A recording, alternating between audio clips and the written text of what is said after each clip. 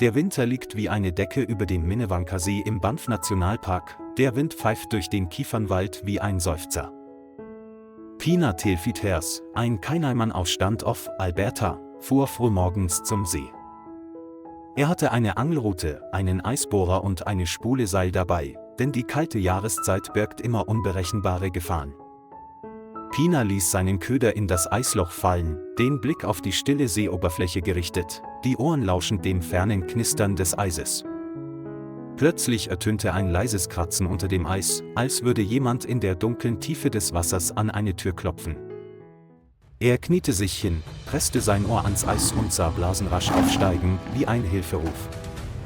Durch das dunstige Eis entdeckte Pina einen Berglöwen, der darin gefangen war und sich verzweifelt wand.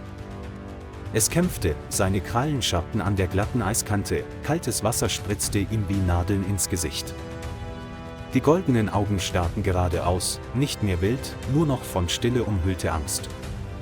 Pina wich einen Schritt zurück, sein Herz hämmerte vor Angst vor dem Raubtier und Trauer über das schwindende Leben. Er blickte sich um und sah nur Schnee, Wald und Himmel. Er wusste, dass niemand mehr rechtzeitig kommen würde, wenn er sich abwandte. Pina holte tief Luft, zog seine Handschuhe fester und beschloss, vorwärts zu gehen, als würde er einen unausgesprochenen Schwur leisten. Er band sich das Seil um die Hüfte und kroch so tief, dass er sein Gewicht besser verteilen und den Riss nicht vergrößern konnte. Die Kälte brannte in seinen Handgelenken, als er das Wasser berührte, doch Pina versuchte, ruhig zu atmen. Mit dem Enterhaken zog er unter die Schulter des Tieres und spürte, wie das Gewicht ruckartig nachgab, als würde er einen ganzen Eisberg ziehen. Das Eis bebte, und Pina wäre beinahe ausgerutscht, doch er krallte sich mit den Ellbogen fest auf dem Eis, um das Gleichgewicht zu halten. Der Berglöwe brüllte nicht, sondern keuchte nur, als begriff er, dass jeder Kampf ihn tiefer hineinziehen würde. Pina sprach leise, seine Stimme zitterte vor Kälte, obwohl er wusste, dass das Tier ihn nicht verstehen würde. Doch er brauchte einen Moment der Beruhigung. Er veränderte den Zugwinkel und zog langsam, bis der Kopf des Tieres aus dem dunklen Wasser auftauchte.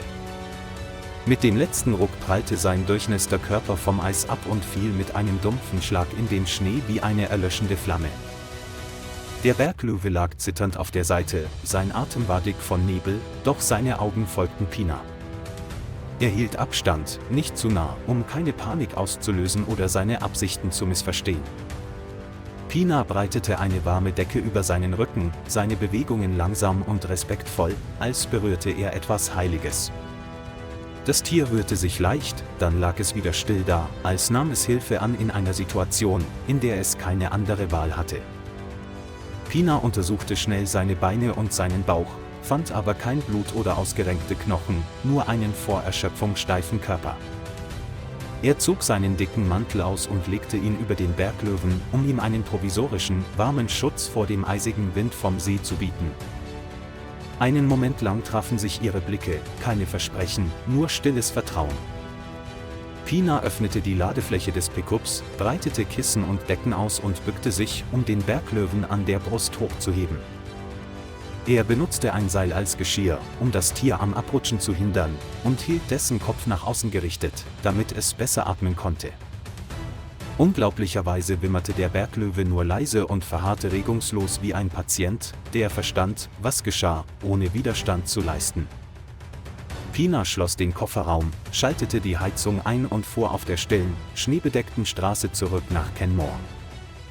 Immer wieder blickte er in den Rückspiegel, aus Angst, dass selbst ein kurzer Atemstillstand alle Bemühungen zunichte machen könnte. Als das Licht der Klinik anging, sprang Pina aus dem Auto und schrie um Hilfe, seine Stimme heiser vom kalten Wind. Tierärztin Eleanor Brooks und ihre Assistentin brachten eine Trage und trugen das Tier fachgerecht in den beheizten Raum. Sie maßen seine Temperatur, hörten Herz und Lunge ab, überprüften seine Reflexe und verabreichten ihm warme Flüssigkeit, um seinen Kreislauf zu stabilisieren. Pina stand draußen am Fenster, seine Hände rot und brennend, sein Herz schwer vor Selbstvorwürfen, zu spät gekommen zu sein. Kurz darauf kam Eleanor heraus und sagte, der Berglöwe leide lediglich an Unterkühlung und Erschöpfung, habe aber keine ernsthaften Verletzungen. Sie riet ihm, sich ruhig auszuruhen, kleine Portionen zu fressen und seine Atmung in den ersten Stunden genau zu beobachten. Pina unterzeichnete die vorläufigen Pflegepapiere und versprach, das Tier in den Wald zurückzubringen, sobald es gesund und wach genug war. Er neigte dankbar den Kopf und wandte sich dann dem Tier zu. Seine goldenen Augen hatten sich beruhigt, als hätte es gerade einen Sturm überstanden.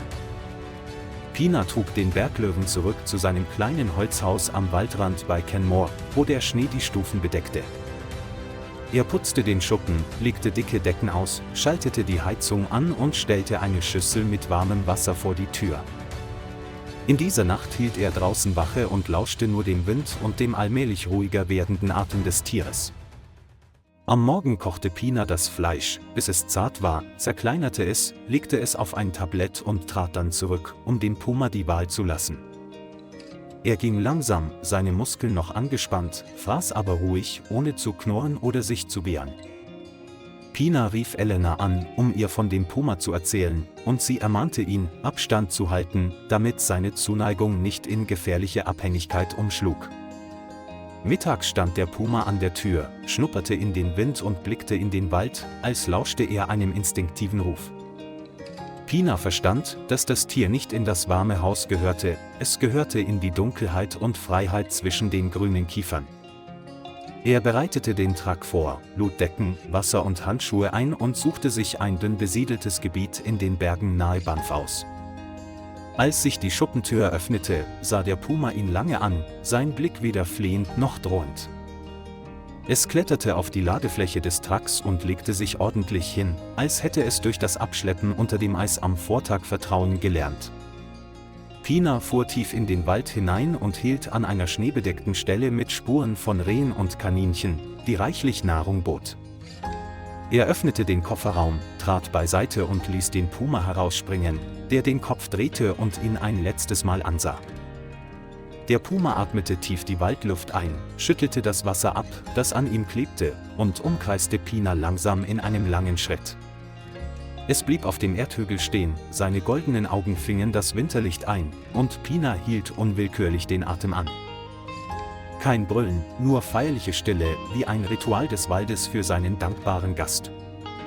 Dann drehte das Tier ihm den Rücken zu und verschwand lautlos im Kiefernwald, sein Körper verschmolz mit Schnee und Schatten. Pina stand lange da und fühlte sich, als hätte er der unendlichen Weite der Natur ein Stück Ordnung zurückgegeben. Auf dem Rückweg umklammerte er das Lenkrad, sein Herz seltsam warm, als hätte er gerade eine alte Lektion gelernt, die er nie vergessen hatte. Eine Woche später lagerte Pina an einem zugefrorenen Bach und schlug sein Zelt unter einem kalten, sternenklaren Himmel auf. Er entzündete ein kleines Feuer, kochte Kaffee und lauschte dem sanften Rascheln des Waldes wie unerzählten Geschichten. Als die Nacht tiefer wurde, hörte er Schritte um das Zelt herum, gefolgt von dunklen Schatten, die über den Schnee krochen. Pina spähte durch den Zelteingang und sah viele blaue Augenpaare im Schnee gespiegelt. Ein Wolfsrudel stand im Kreis, geduldig und wachsam. Er hielt seine Taschenlampe fest und versuchte, ruhig zu bleiben. Mit dem Rücken an die Zeltstange gelehnt, spürte er den schmalen Grat zwischen Leben und Angst. Ein Wolf machte einen halben Schritt nach vorn, dann erstarrte das ganze Rudel, als warte es auf ein Signal aus der Dunkelheit. In diesem Moment hallte ein tiefes Knurren durch den Wald und ließ den Schnee von den Ästen fallen.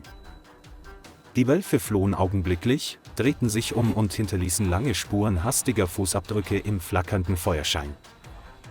Pina leuchtete mit ihrer Taschenlampe zum Waldrand und sah den Berglöwen dort stehen, ruhig wie ein Wächter. Er blickte Pina lange an, drehte sich dann um und verschwand im Schatten der Kiefern, ohne Belohnung anzunehmen, ohne Dank zu erwarten. Pina atmete erleichtert auf, setzte sich ans Feuer und verstand, dass im Wald Güte manchmal wie ein Wunder zurückkehrt.